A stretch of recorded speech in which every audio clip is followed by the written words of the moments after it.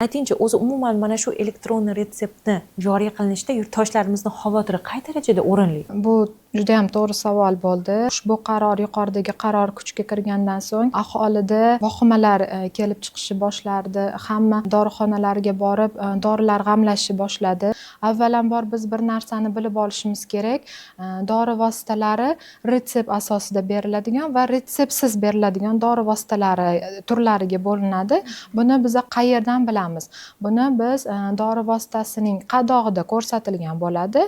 Shifokor ko'rsatmasi asosida beriladi yoki shifokor ko'rsatmasiz beriladi deb yozilgan bo'ladi qutida, yoki agar qutida bo'lmasa agar uni yo'riqnomasidan bilib olishimiz mumkin.